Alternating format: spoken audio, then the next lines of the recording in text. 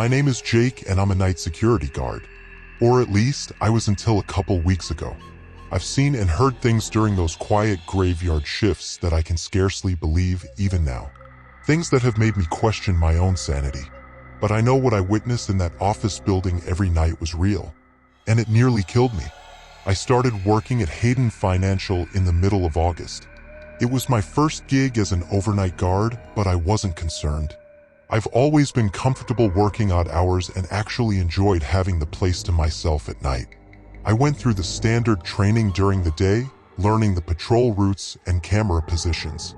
The building was 12 floors of identical mahogany and glass offices surrounding a central atrium. My supervisor warned me that some strange incidents have happened there after dark.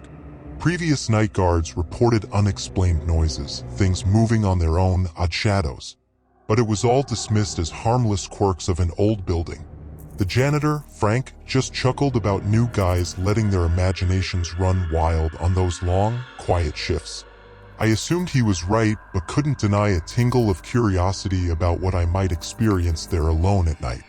On my first night, I arrived at 11 p.m. to relieve the evening guard.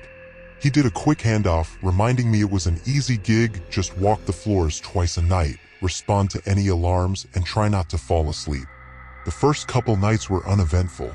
I spent most of my time reading or watching movies on my laptop. Frank the janitor was usually there, quietly mopping floors or cleaning offices. A tall, bald man in his late 50s, he seemed friendly but preferred to keep to himself. It was on my third night that the silence was broken around 2:30 a.m. I was making rounds on the 6th floor when I heard a loud crash echo from somewhere above me.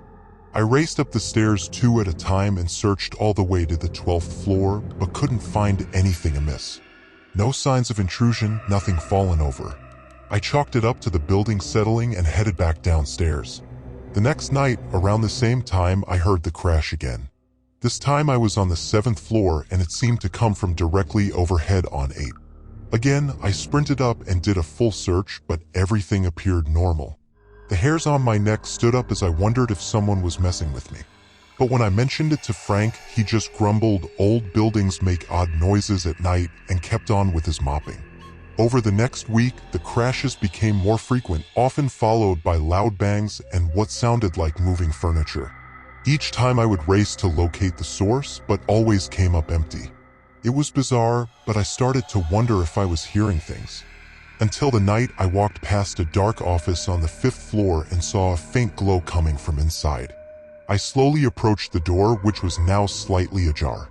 Peering in, I could see the glow emanating from under the desk.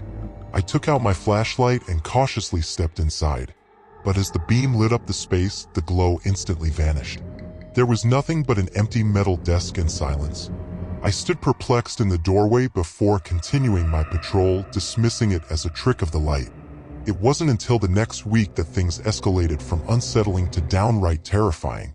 It was just after 1 a.m. and I was patrolling the 10th floor. As I walked, movement caught my eye. I turned just in time to see a large painting swing violently off the wall at the end of the hall as if pushed by an invisible hand. It toppled to the floor with a crash that shook the whole floor. I stood frozen for a moment, feeling actual fear creep into my bones. There was no way that was just the building settling. Something was very wrong here at night.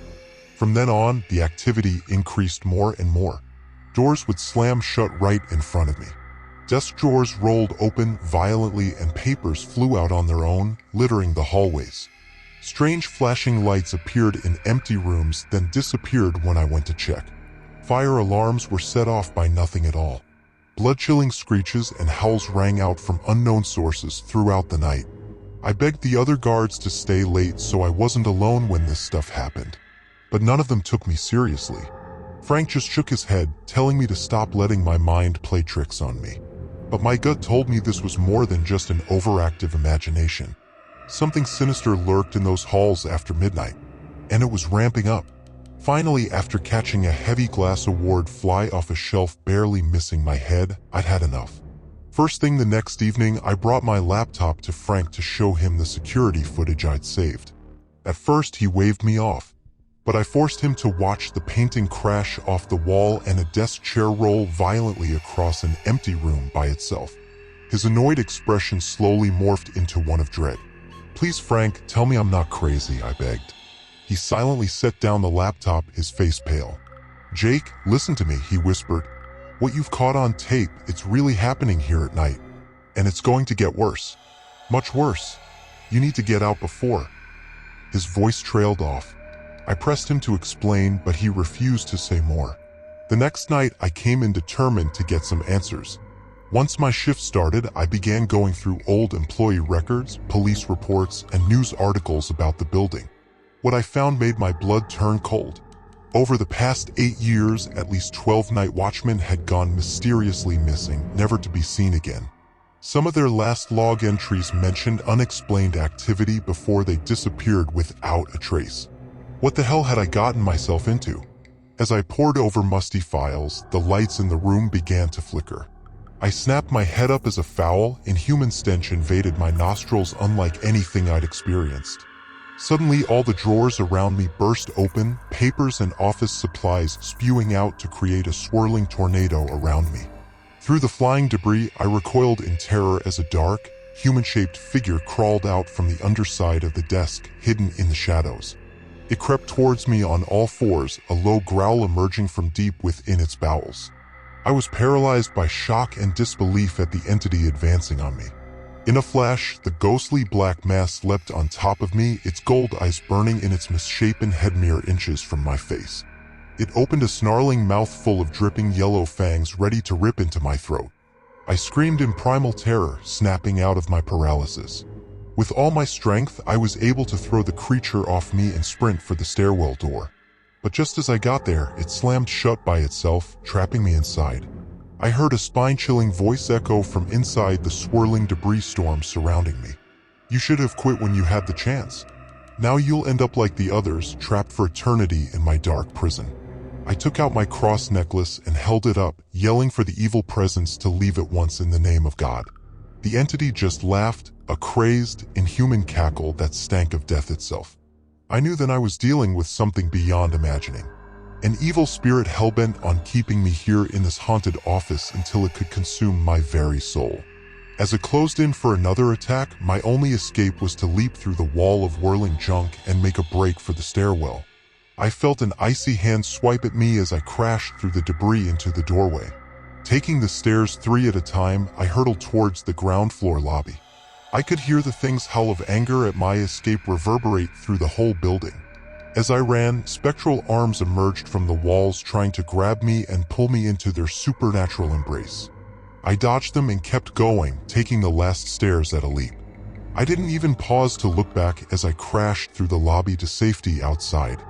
I tore out of the building and kept running down the street into the night, the creature's wails fading behind me. I jumped in my car and sped away, nearly crashing twice before I got home. I bolted my door and collapsed on the ground in shock, unwilling to believe the unholy evil I'd witnessed. But the fresh claw marks and putrid stench lingering on my skin confirmed the nightmare was real. I quit the next day, ignoring the phone calls from my supervisor asking me to come back. I tried warning the police to stay away from that office after dark, but they wrote me off as a nut job. But I know the truth, there's a malicious spirit trapped there that has claimed many victims over the years. And it will never stop luring unsuspecting night guards to their doom in its lightless lair. Now I can only hope others read my account and avoid that godforsaken place before the demon in the darkness claims another life. I'm just grateful I escaped before joining the ranks of the damned trapped for eternity in those cursed halls. Some fates are too terrible to imagine,